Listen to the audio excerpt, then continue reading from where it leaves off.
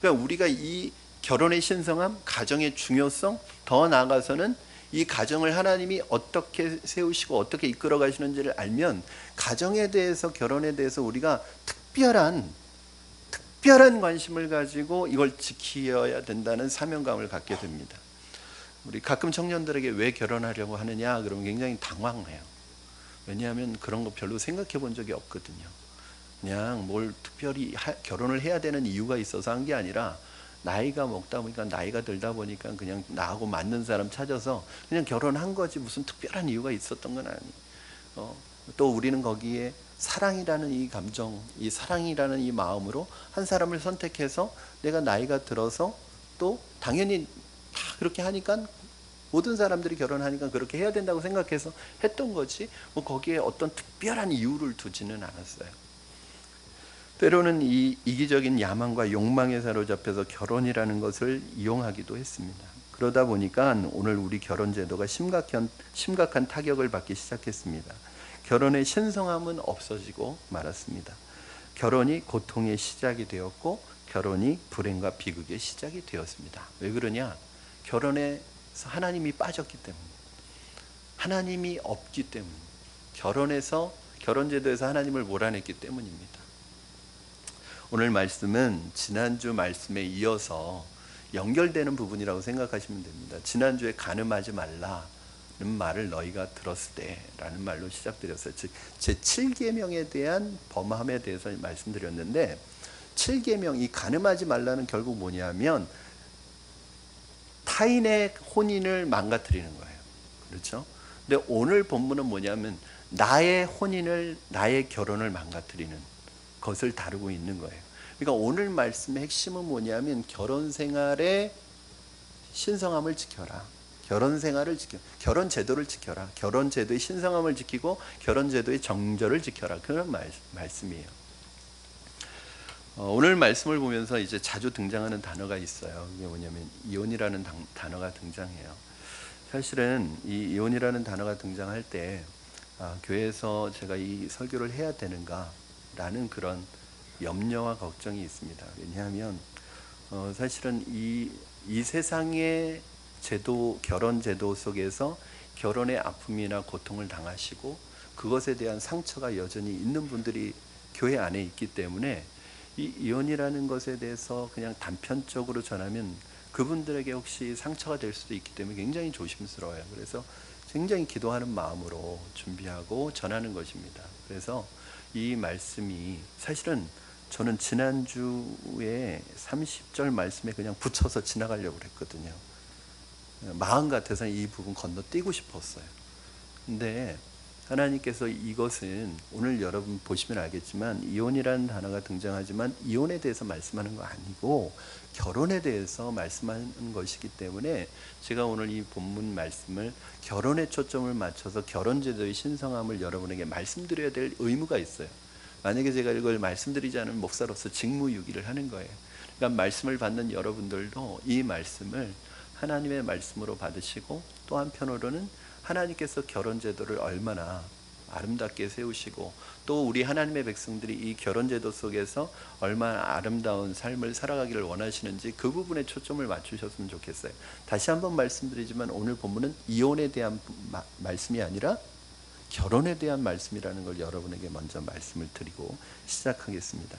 오늘 본문 말씀은 사실은 어디에 대한 해석이냐면 신명기 24장 1절부터 4절에 나오는 모세 율법을 당시에 가장 유명했던 두 학파,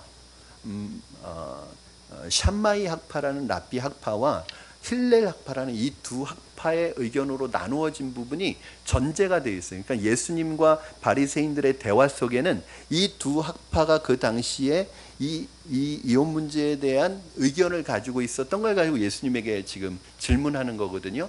그러니까 모세의 율법과 예수님의 말씀 사이에 이 두 학파의 견해가 있다는 걸 여러분 모르시면 잘 이해가 안 될 수 있어요. 24장 신명기 24장 1절 원래 모세 율법을 보겠습니다. 우리 같이 읽겠습니다. 시작. 사람이 아내를 맞이하여 데려온 후에 그에게 수치되는 일이 있음을 발견하고 그를 기뻐하지 아니하면 이혼 증서를 써서 그의 손에 주고 그를 자기 집에서 내보낼 것이요. 이 말씀에 대해서 당시 두 랍비 학파가 다른 의견을 가지고 있었는데, 랍비 샴마이라는 사람의 학파는 어떤 의견을 가지고 있었냐면, 여기에서 수치스러운 일이 뭐냐, 이걸 가지고 해석을 하는 거예요. 그래서 이 수치스러운 일이란, 부적절한 일이란, 다른 말로 하면 바로 중대한 부부간의 범죄, 명백한 부적절한 행위, 그 다음에 음행, 간음, 이런 것을 얘기한다. 이런 경우에는 이것이 이혼의 사유가 된다. 이렇게 설명하고 있는 것이고, 또 하나는 힐렐 학파는 완전히 느슨한 상태의 해석을 했는데, 이 부적절하는 것을 어떻게 생각했냐면, 남편이 생각하기에 부적절하다고 생각하는 모든 것으로 해석을 했어요. 남편 마음이에요. 코에 걸면 코골이고 귀에 걸면 귀걸인 거예요. 심지어는 어떤 예를 들었냐면은, 아내가 요리를 잘 못해. 음식이 맛이 없어요. 이혼 사유가 됩니다. 그런 경우에는 부적절한 거니까 이혼 증서 써서 이혼해라, 이런 식으로 얘기해요. 또 하나는 아내 얼굴이 마음에 안 들어. 이게 제 말이 아니라 실제로 그랬다는 거예요. 아내를 보니까 별로 평범한 거예요. 근데 더 아름다운 여인이 있어요. 그러면 그 더 아름다운 여인을 얻기 위해서 아내를 버릴 수 있다. 그러니까 이게 너무 말이 안 되는 거예요. 여러분이 봐도 이 힐렐 학파의 의견은 성경 말씀에서 굉장히 떨어져 있는 것 같죠? 그런데 신기한 것은 당시 사람들은 어떤 의견을 더 선호하고 있었냐면, 후자의 힐렐 학파의 의견을 더 선호하고 있었어요. 그러니까 이 결혼제도라는 것이 뭐냐면, 자기가 자기 마음에 안 드는 자기 아내를 버릴 수 있는 조건을 만드는 것으로 이 본문 말씀을 왜곡해서 쓰고 있었던 거예요. 그러니까 이혼 증서만 써주면 얼마든지 버릴 수 있는 것으로. 그럼 이게 뭐냐면, 힐렐 학파의 해석에는 하나님 말씀 안으로 당시의 문화와 유행이 들어와 있었던 거예요. 당시에 이스라엘 백성들은 모세가 이 말씀을 했던 건 3600년 전, 지금으로부터. 그리고 예수님이 이 말씀을 하고 계시는 건 2000년 전. 그러니까 1600년 전에 이 갭이 있잖아요. 이 사이에 유대인들은 민족적인 디아스포라를 경험했고 흩어져서 살았고, 또 그리스나 로마 시대의 문화가 그 결혼제도 안에 들어오면서 어떻게 되면 이것이 그 그리스나 로마 제도 결혼 시대의 사람들의 문화의 영향을 받은 거예요. 그러니까 쉽게 이혼하는. 그래서 이혼이 당시 로마인과 그리스인 같이 자주 일어나지는 않았지만, 이 유대인들 안에서도 급증을 하고 있었던 때라는 거예요. 이런 상황에서 나타나기 시작했던 패단이 무엇인가 하면, 남자가 여자를 노예처럼 지배하게 되는 패단이 나타났습니다. 즉, 이혼이라는 제도를 자신들이 마음대로 이혼하기 위한 하나의 수단으로 사용하고 있었던 거예요. 즉, 부정한 일이라는 해석을 음행한 일이 아니라 아내에 대한 불만과 폭넓게 적용해서 아내를 버리는 것에 대한 명분을, 합법적으로 버리는 것에 대한 명분을 찾기 위한 도구로 이 법을 사용하고 있었다는 거예요. 예를 들어서 이 이혼 증서를 주는 것과 안 주는 게 굉장히 중요한데요. 이혼 증서를 남자가 주면, 이 여인은 이 이혼 증서가 있으면 나는 전 남편과 합법적으로 헤어진 것이 되기 때문에 재혼을 할 수가 있어요. 그런데 이 이혼 증서가 없으면 이 여인은 재혼을 할 수가 없어요. 왜냐하면 여전히 혼인관계가 있는 것으로 되기 때문에. 그러니까 이 이혼 증서 가지고 장난치는 거예요. 그러니까 남자에게 힘이 있는 거예요. 저는 이걸 보면서 최근에 그 외국에서 이주해온 여성들이 막 맞고 구타당하고 한국으로 시집 와서 구타당하고 그러는데도 불구하고 거기에서 벗어나지를 못하고 그걸 참고 견뎌야 되잖아요. 왜요? 남편이 여권을 뺏어버려요. 여권을 가지고 안 줘요. 그리고 이 여인이 이 남편과의 결혼관계를 어느 정도 유지하지 않으면 여기에서 영주권이나 시민권을 얻을 수가 없어요. 그러니까 그 수모를 당하고 참고 있고, 남자는 그걸 이용해서 이 여인을 지배하려고 이 여인을 폭력적으로 다스리려고 하는 이런 것이 그 당시 시대에도 그대로 나타나고 있었다는 거예요.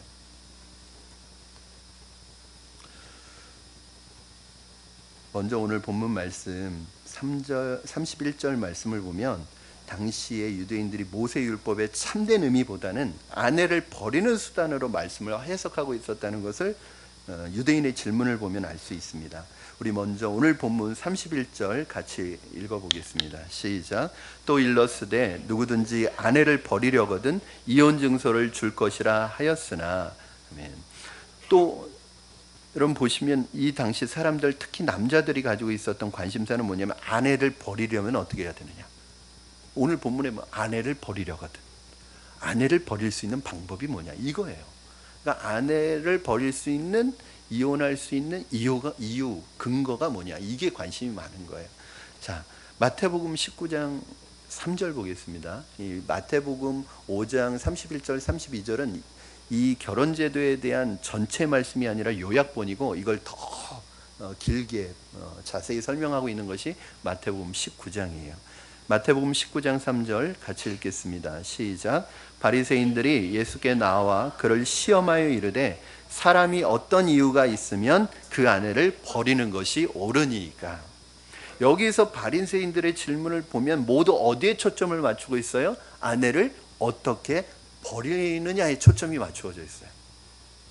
이게 그 당시 남자들의 생각이었어요. 그런데 예수님은 거기에 대해서 뭐라고 대답하시죠? 이게 다른 거예요. 완전히 다른 대답을 하세요. 여러분, 아내를 버리는데 온갖 초점이 맞추어져 있는, 예전에 이걸 보면서 우리나라에도 여성들이 당연히 쫓겨나는 것이 합법적인 것이 있었죠. 우리가 그걸 뭐라고 그러죠? 칠거지약이라고 그러잖아요. 이게 무슨 말이냐면 7가지 내쫓을 수 있는 허물, 이게 합법적으로 이루어지고 있었단 말이죠. 근데 그 칠거지약의 내용, 이 내용은 들어보셨을 거예요, 여러분. 그 중에서 여러분 뭐 아들을 못 낳는다, 이거는 여러분 다 알고 계실 텐데 7가지를 제가 찾아봤는데 한번 들어보세요. 칠거지약이 뭔지.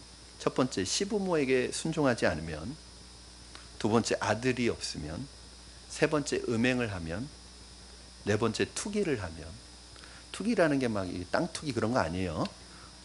시기하고 투기하는 걸 얘기하는 거예요. 그 다음에 나쁜 질병이 있으면. 6번째, 말이 많으면. 이거 조심해야 됩니다. 여러분, 말이 많아도 쫓겨났어요. 그리고 도둑질을 하면 내친다. 이게 칠거지약의 내용이었습니다. 여러분, 이것이 진리가 아니거든요.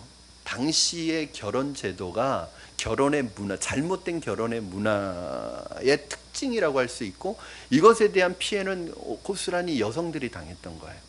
사실은 결혼이랑, 하나님께서 결혼을 제정하실 때 남녀를 평등한 인격체로 결혼을 맺게 해주신 거예요.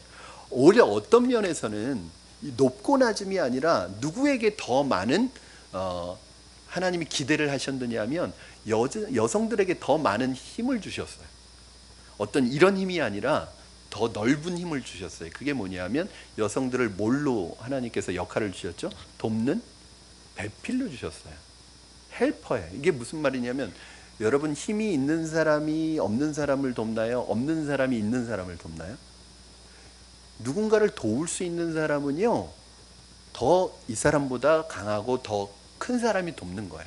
그러니까 아내를 돕는 배필로 주셨다는 것은 아내의 역할이 그만큼 큰 거예요. 그런데 세상의 결혼과는 한쪽이 힘을 가지고 한쪽이 상대방을 지배하려는 구조를 가지고 있어요. 잘못된 거예요.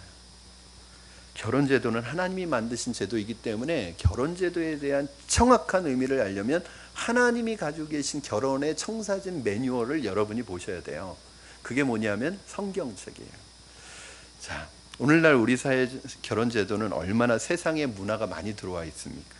사람들은 결혼해서 하나님을 배제했습니다. 하나님 빼버렸습니다. 하나님 없는 결혼 생활을 해요. 결혼을 합니다. 그래서 이 시대의 가정은 아픔을 경험하고 이 시대의 결혼제도가 신성함을 잃어버려요. 여러분, 결혼 자체가 굉장히 신성한 것이에요. 제가 주례를 할 때 저는 혼인서약을 받을 때 어떻게 하냐면 제가 다 읽어주고 대답하게 하지 않습니다. 그 대답은 하는데 무슨 내용에 대해서 대답했는지도 나중에 기억 하나도 못해요. 저는 어떻게 하냐면 신랑이 신부에게 직접 혼인서약을 하도록 합니다. 그리고 신부가 신랑에게 직접 고백하도록 만들어요. 이렇게 하겠다, 이렇게 살겠다. 왜냐하면 한 번이라도 좀 그 내용을 자기 머리에 새겨보라고. 그리고 그것을 그날 주는 게 아니라 미리 줍니다. 미리 주어서 그것에 대해서 한번 되새겨보게 합니다. 그렇게 해도, 여러분 결혼식장에서 혼인서약을 그렇게 해도 결혼에 대한 신성함이나 결혼에 대한 책임감이나 결혼에 대한 그 모든 중요한 것들이 한순간에 허물어진단 말이에요. 만약 성경적으로 결혼제도를 지켜나가면 그 가정은 행복할 수밖에 없습니다. 저는 여러분의 가정과 결혼제도가 말씀의 기초 위에 세워지기를 주님의 이름으로 부탁을 드립니다. 오늘날 우리 사명은 바로 이 결혼제도의 신성함과 원래 의미를 지켜나가는 것인데, 어떤 것이 변형이 되고 변질이 되면은 그것의 원래 의미를 한번 찾아가 봐야 돼요.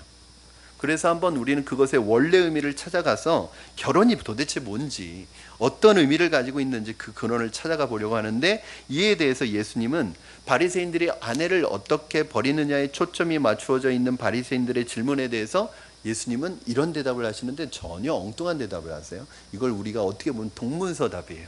그러니까 보통 질문을 하면 그 질문에 대한 대답을 해야 되는데 이 질문에 대해서 전혀 다른 얘기를 하세요. 자, 우리 마태복음 19장 3절에서 6절 말씀, 제가 한 절 읽고 여러분 한 절 읽고 교독해서 읽겠습니다. 바리새인들이 예수께 나와 그를 시험하여 이르되 사람이 어떤 이유가 있으면 아내를 버리는 것이 옳으니까? 예수께서 대답하여 이르시되 사람을 지으시니가 본래 그들을 남자와 여자로 지으시고 말씀하시기를 그러므로 사람이 그 부모를 떠나서 아내에게 합하여 그 둘이 한 몸이 될지니라 하신 것을 읽지 못하였느냐? 그런즉 이제 둘이 아니요 한 몸이니 그러므로 하나님이 짝지어 주신 것을 사람이 나누지 못할지니라 하시니. 아멘. 바리새인의 질문은 이혼의 적법한 근거가 무엇이냐, 어떻게 하면 이혼할 수 있느냐, 어떻게 하는 게 이혼의 근거가 되느냐, 이유가 뭐냐라고 물으셨는데 예수님은 그렇게 말씀하시지 않고 이혼에 대해서 얘기하지 않고 뭐에 대해서 얘기하세요? 창세기에 있는 결혼제도를 얘기하세요. 하나님이 세우신 결혼제도를 말씀하시면서 어떤 얘기를 하시냐면 인류를, 이것도 중요해요, 남자와 여자로 창조하셨다는 거예요. 왜요? 둘이 하나가 되게 하기 위해서. 남자와 남자로 창조하신 게 아니에요, 여러분. 하나님은 가정의 기본 단위를 여자와 남자로 창조하셨어요. 그래서 이 둘이 하나가 되는 것, 이것이 뭐냐면 결혼의 배타성이에요. 두 번째는 뭐냐면 하나님이 짝지어 주신 것을 사람이 나눌 수 없다. 이건 뭐냐면 결혼의 영구성이에요. 그러니까 결혼에 있어서 두 가지 중요한 기둥이 있는데 배타적이에요, 결혼은. 두 번째는 영구적이에요. 이게 무슨 뜻이냐면 배타적이라는 것은 결혼 관계는 부부 사이 위에는 끼어들면 안 돼요. 부부 사이에 다른 게 끼어들어가면 안 돼요. 예를 들어서 부부 사이에, 부부의 관계 안에 다른 여자나 다른 남자가 끼어들어가면 안 돼요. 부부 사이는 여러분 보세요, 이게 한 몸이 되면 틈이 없어요. 끼어들어갈 데가 없어요. 다른 사람이 들어와서는 안 돼요, 부부 사이에. 두 번째, 심지어는 부모가 들어와서도 안 돼요. 심지어는 자녀가 들어와서도 안 돼요. 그럼 부부 사이에는 부부만 있어야지 부모나 자녀나 다른 것이 들어오면 부부는 하나가 될 수 없는 거예요. 그래서 부부 관계는 배타적이에요. 두 사람의 관계 외에는 아무것도 없어요. 허용해서는 안 돼요. 두 번째는 부부의 관계는 영구적이에요. 하나님이 세우신 결혼제도는 원래 이혼이라는 것을 염두에 두고 있지 않아요. 사람이 나눌 수 없어요. 이렇게 말씀하니까 바리새인들이 금방 질문하죠. 마태복음 19장 7절 9절, 우리 이어지는 말씀 같이 한번 한 목소리로 읽겠습니다. 시작. 여짜오되 그러면 어찌하여 모세는 이혼 증서를 주어서 버리라 명하였나이까? 예수께서 이르시되 모세가 너희 마음의 완악함 때문에 아내 버림을 허락하였거니와 본래는 그렇지 아니하니라. 내가 너에게 말하노니 누구든지 음행한 이후 외에 아내를 버리고 다른 데 장가 드는 자는 간음함이니라. 하나님께서 결혼 제도에 이혼이라는 것을 염두에 두지 않으셨다는 거예요. 그런데 왜 모세의 율법에는 이혼할 때 이혼 증서를 써서 아내를 보내라고 얘기했느냐? 여러분, 원칙은 뭐냐면 하나님이 짝지어 주신 것을 사람이 나눌 수 없는 게 원칙이에요. 그런데 인간이 완악하고 인간이 연약하고 인간이 가지고 있는 그런 죄성이 있기 때문에, 연약함이 있기 때문에 하나님이 그 완벽한 결혼 제도이지만 거기에 뭘 주신 거냐면 예외 조항을 주셨어요. 예외 조항은 뭐냐면 음행한 영고 외에는. 성경에 보면 무슨 말이냐면, 이따가 후반부에도 얘기했지만, 하나님은 결혼에 이혼을 전제하지 않았지만 절대 안 돼, 예수님이 그렇게 말씀하시지 않으셨어요. 예외가 있어요. 예외. 그게 뭐냐면 음행한 영고 외에는. 음행이라는 게 뭐냐면 포르네이어라는 이런 헬라어에서 나온 말인데, 실제적으로 육체적으로 실제적으로 범하는 성적인 범죄를 얘기하는 거예요. 이거 외에는. 그리고 또 하나 바울이 얘기하는 것이 있어요. 바울이 얘기하는 것이 있는데 그 내용을 종합해 말해보면 결국 그거예요. 이혼을 허락하시는 이유는 약자를 보호하기 위한 하나님의 섭리인 거예요. 즉 이 결혼제도 안에서, 이 결혼제도 자체가 완벽하고 아름다운 것인데 인간의 완악함과 죄성 때문에 그 결혼제도를 고통으로 몰아가는 때가 있다. 그런데 문제는 그 고통 속에서 누가 당하냐면 강한 자가 약자를 고통을 줘요. 그래서 더 이상 거기에서 이 사람을 두었다가는 이 사람이 생명을 잃는 지경까지 이룰 수 있기 때문에 그 약자를 보호하기 위한 최소한의 수단으로 결혼에 있어서 이혼의 예외 조항을 만들어 놨는데, 사람들은 이 예외 조항을 가지고 이용하는 거예요. 또 그걸 다르게 해석해서. 저는 예전에 제가 사역할 때 제가 섬기던 교회에 집사님 한 분이 굉장히 힘든 결혼 생활을 했어요. 뭐냐 하면 날마다 맞아요. 날마다 맞아. 근데 제가 할 수 있는 게 아무것도 없었죠. 근데 저는 그분을 보내드리면서도 늘 마음속에는 기도밖에 할 수는 없는데 늘 불안했어요. 혹시 이분이 내일 아침 뉴스에 나오는 거 아닌가. 퓰러신학대학의 세계적인 신약학자인 김세윤 박사는 이것을 오늘날 이렇게 적용을 해요. 뭐냐 하면 절대 이혼은 안 돼. 이거는 사실은 인간의 완악함과 인간의 죄성을 몰라서 하는 말이라고. 여러분, 기본적으로 하나님은 이혼을 염두에 두지 않으셨어요. 그러나 이혼이라는 것을 왜 주님께서 예외 조항을 두시냐면 약자를 보호하기 위함. 예를 들어서 그 사람이 남편에게 너무 맞아서 이 사람이 생명의 위협을 느낀다.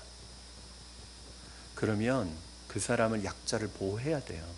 그 약자를 남편으로부터 격리시켜야 돼요. 이게 예외 규정이에요. 그러니까 특별하게 이렇게 어떤 약자의 생명과 관계되었을 때 그것을 보호하기 위한 규정인데, 참 사람들이 완악하다는 게 뭐냐면 그걸 가지고 예외 규정, 그러니까 예외 규정이라는, 만약에 100이면 1에 해당하는 예외 규정이 있는데 그럼 99를 지켜야 되는데 이 1을 가지고 말씀을 이용한단 말이에요. 그 당시에 그러한 분위기에 있었던 거예요. 그래서 예수님께서 이렇게 말씀하시죠. 오늘 31절 32절 보면, 그러니까 이거는 차선책으로 이용 규정을 주셨다는 거예요. 이게 최선은 아니고 인간의 완악함 때문에 차선책이라는 거예요. 31절 32절 여러분 다시 한번 읽어주시겠습니까? 시작. 또 일러스되 누구든지 아내를 버리려거든 이혼 증서를 줄 것이라 하였으나. 그러니까 이거는 이렇게 했지만 그렇지 않다는 거예요. 32절 시작. 나는 너에게 이르노니 누구든지 음행한 이유 없이 아내를 버리면 이는 그로 간음하게 함이요 또 누구든지 버림받은 여자에게 장가드는 자도 간음함이니라.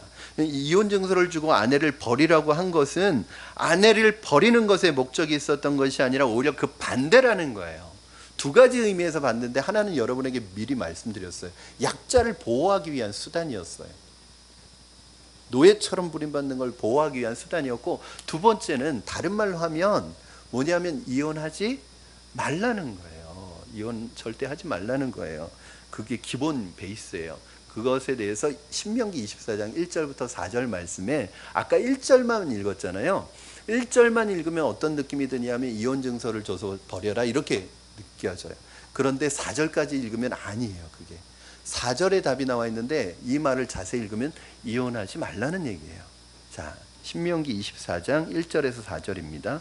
우리 같이 한 목소리로 읽겠습니다. 시작. 사람이 아내를 맞이하여 데려온 후에 그에게 수치되는 일이 있음을 발견하고 그를 기뻐하지 아니하면 이혼 증서를 써서 그의 손에 주고 그를 자기 집에서 내보낼 것이요 이 여자는 그의 집에서 나가서 다른 사람의 아내가 되려니와 그의 둘째 남편도 그를 미워하여 이혼 증서를 써서 그의 손에 주고 그를 자기 집에서 내보냈거나 또는 그를 아내로 맞이한 둘째 남편이 죽었다 하자 그 여자는 이미 몸을 더럽혔은즉 그를 내보낸 전 남편이 그를 다시 아내로 맞이하지 말지니 이 일은 여호와 앞에 가증한 것이라 너는 내 하나님 여호와께서 내게 기업으로 주시는 땅을 범죄하게 하지 말지니라.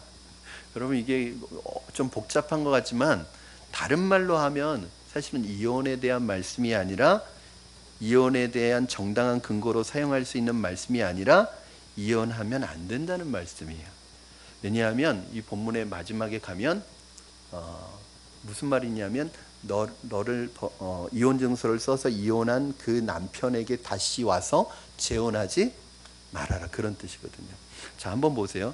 그래서 이것은 조건절 5가지의 조건절을 통해서 이 말을 써놓고 있어요. 근데 우리 한글에는 그 조건절이 만일이라는 말이 부각이 안 돼 있는데 사실은 5개의 조건절이 있는데 이걸 좀 쉽게 풀어놓으면 이렇게 돼요. 그래서 여러분 한번 들으실 수도 있지만 보면서 들으시라고 제가 자막을 준비했습니다. 이 말은 이런 뜻이에요. 사람이 아내와 결혼한 후에 만일 그가 그녀에게 음란한 것을 발견한다면 그리고 만일 그가 그녀에게 이혼 증서를 주어서 이혼하고 그녀가 떠난다면 그리고 만일 그녀가 다시 결혼한다면 그리고 만일 그녀의 두 번째 남편도 그녀에게 이혼 증서를 줘 그녀와 이혼하거나 혹 그녀의 두 번째 남편이 죽는다면 그렇다면 그녀와 이혼한 그녀의 첫 번째 남편이 그녀와 재혼하는 것을 금한다. 무슨 말이에요? 이 이혼 증서를 써서 이혼을 했던 그 남편에게 다시 와서 재혼하는 것은 안 된다는 거예요. 이게 무슨 말이겠어요? 오늘 만일 이 가정을 쓴 거예요. 그러면 이게 무슨 말이냐면 이혼을 결심하려고 할 때 함부로 섣불리 결정하지 말고 왜? 다시 결혼할 수 없어요. 그러니까 다시 재혼할 수 없어요. 그러니까 처음부터 우리 헤어졌다가 다시 합치지 그런 생각하지 말고 일단 헤어져 보고 다시 합치지 이런 생각하지 말고 처음부터 이것에 대해서 섣불리 결정하지 말고 감정이 휘둘려서 결정하지 말고 신중하게 생각하라는 거예요. 왜? 다시 재혼하는 거 금한다. 그러니까 재혼하는 게 누구와의 재혼을 금하는 거예요? 그 자기를 버린 남편과 재혼하는 걸 금하는 거예요.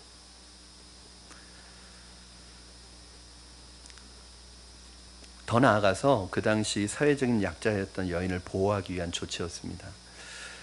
여러분 바리새인들이 얼마나 하나님의 말씀을 잘못 해석하고 있었던 거예요. 그렇죠? 하나님께서 이혼해서는 안 된다는 말씀을 하고 있는데 오히려 이 사람들은 자신들의 욕심과 이기적인 목적을 이루기 위해서 오히려 이혼을 정당화시키기 위한 방법으로 이 말씀을 사용하고 있었던 거예요.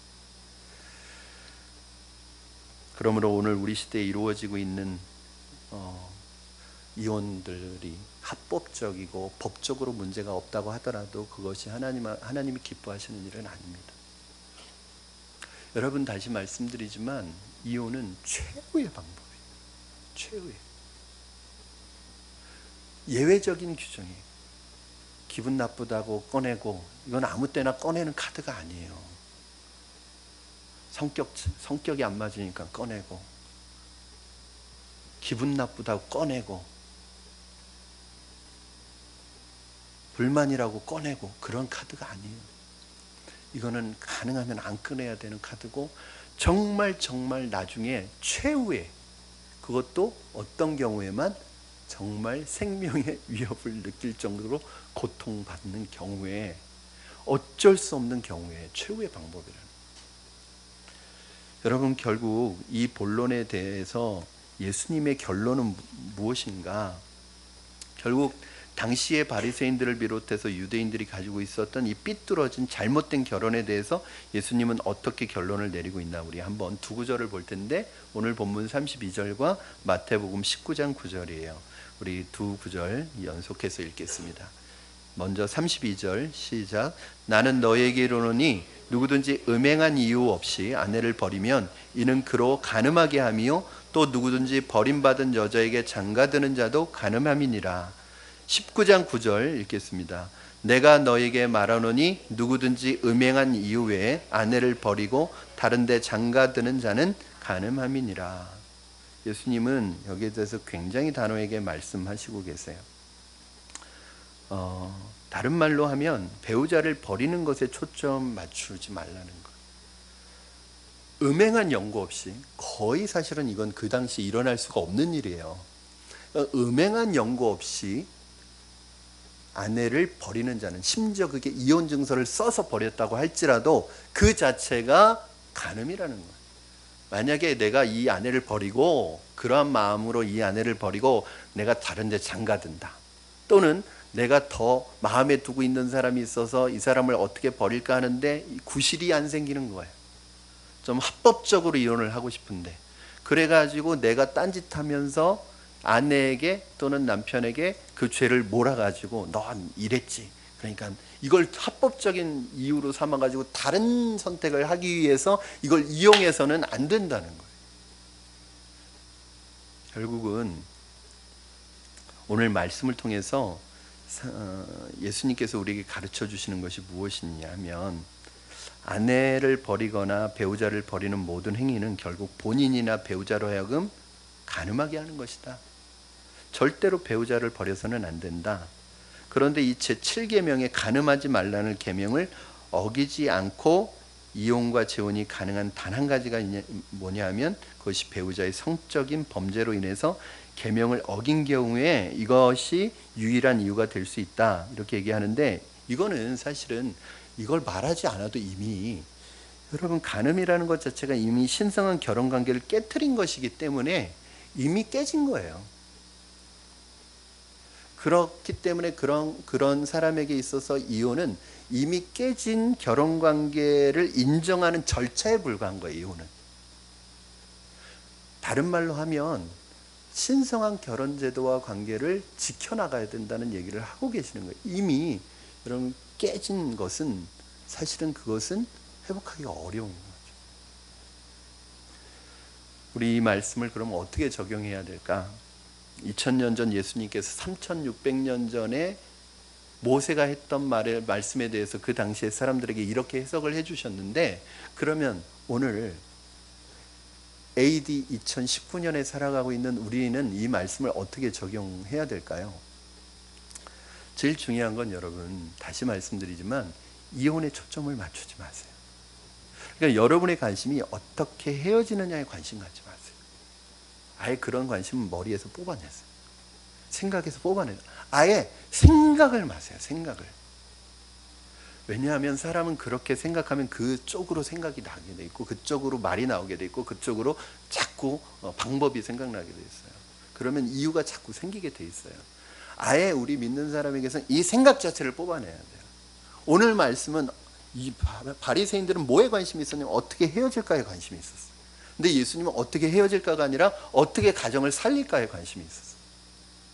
그래서 초점을 달리 하셔야 돼요. 여러분 가정과 결혼 제도를 생각할 때 어떻게 헤어질까? 헤어지는 방법에 대해서는 생각하지 마세요.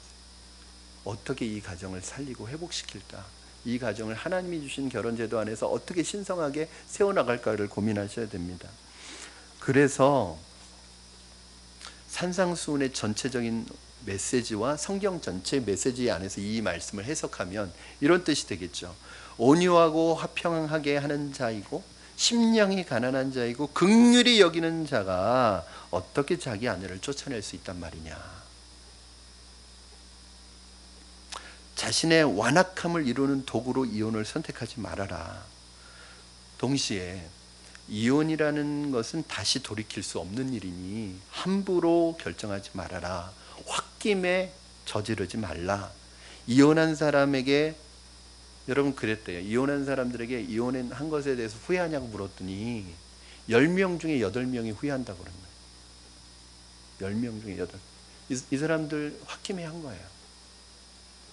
근데 한두 명은 뭐예요? 진짜 이혼에 대한 예의 규정 때문에 정말 결혼 생활에서 느끼는 고통과 그러한 예수님이 예외종으로 두신 그 일 때문에 헤어진 사람은 사실은 후회하지는 않아요. 그러니까 성경에도 보면 절대 안 되는 아니에요.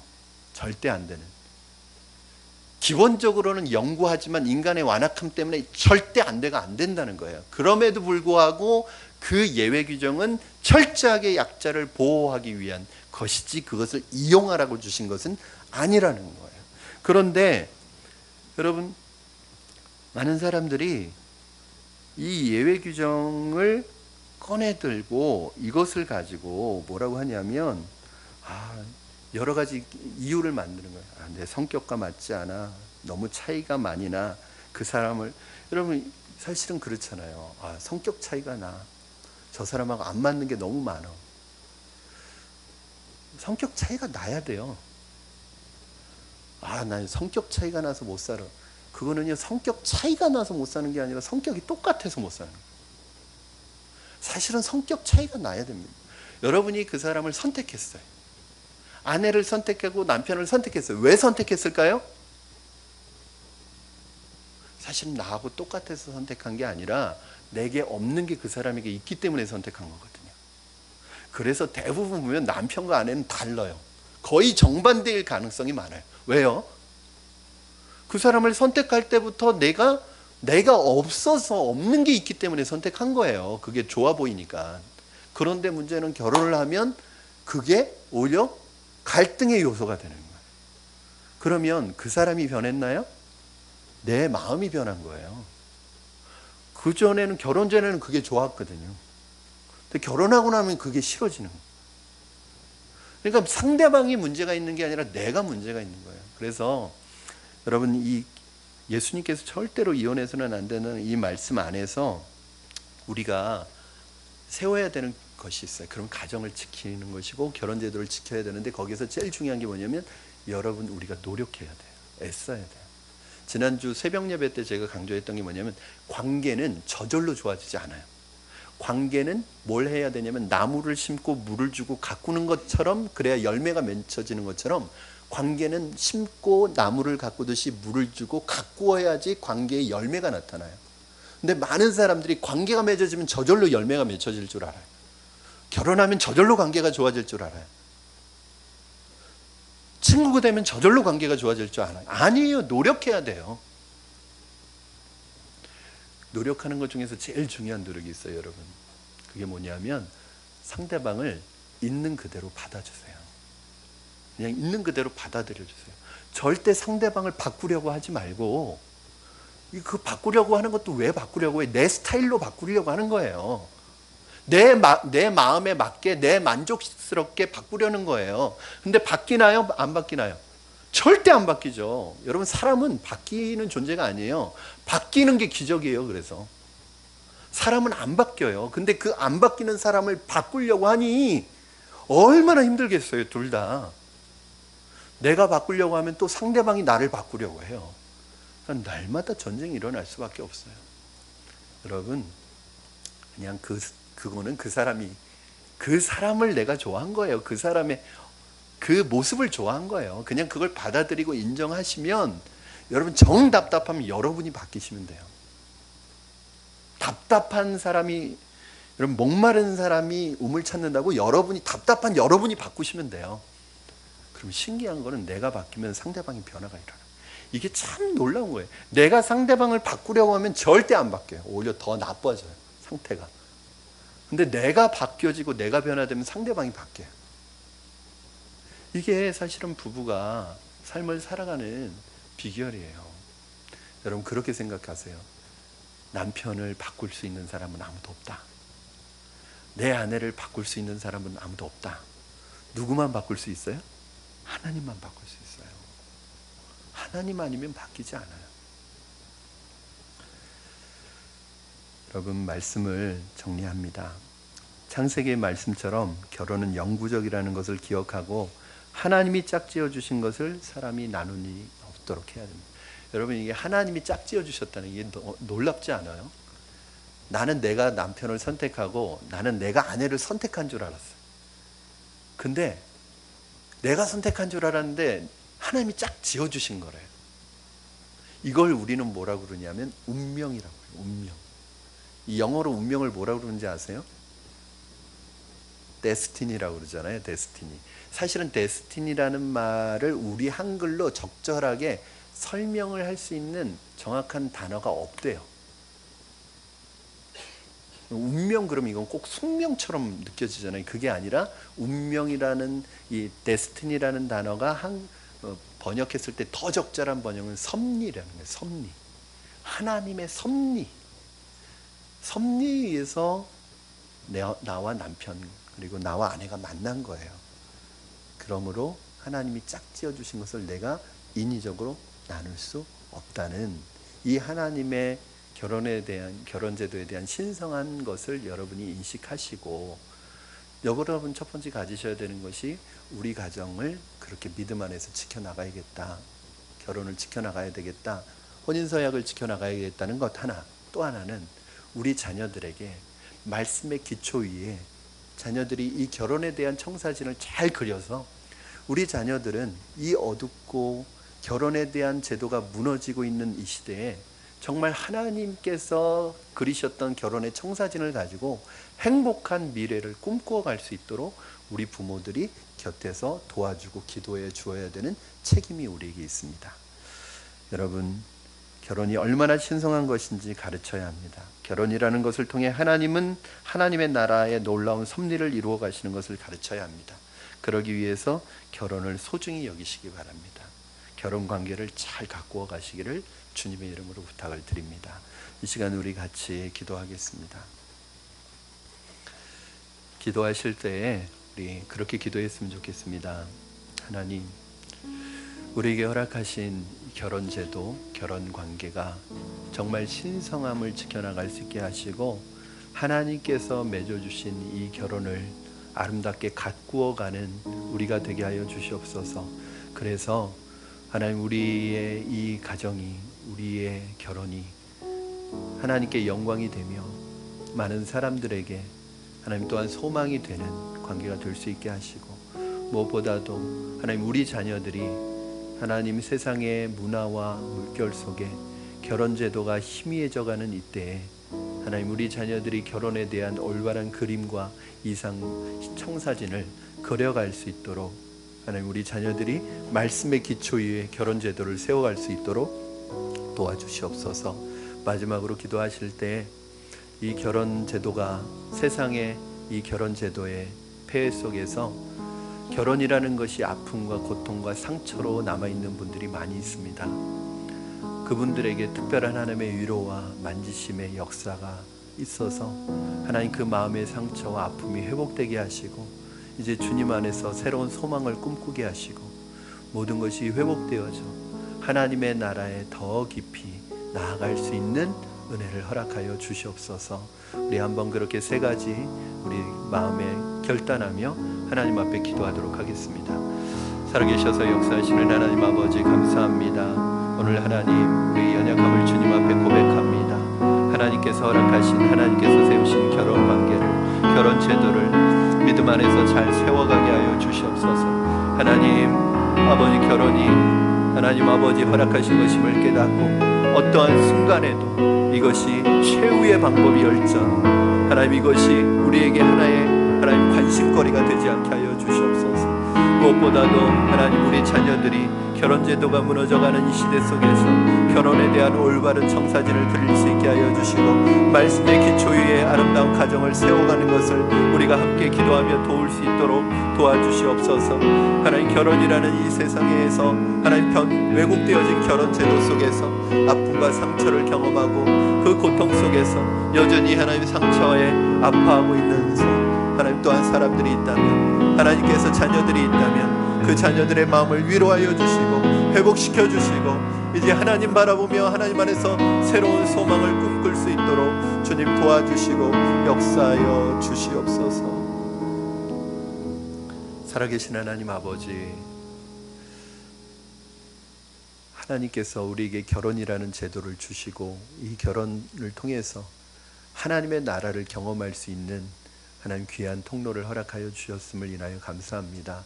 무엇보다도 우리 믿는 성도들의 결혼의 제도가, 결혼의 모습이 믿지 아니하는 세상을 향하여 하나님 가정이 무엇인지, 결혼이 무엇인지를 말로가 아니라 삶으로 보여줄 수 있도록 하나님 우리 결혼과 가정을 축복하여 주시옵소서.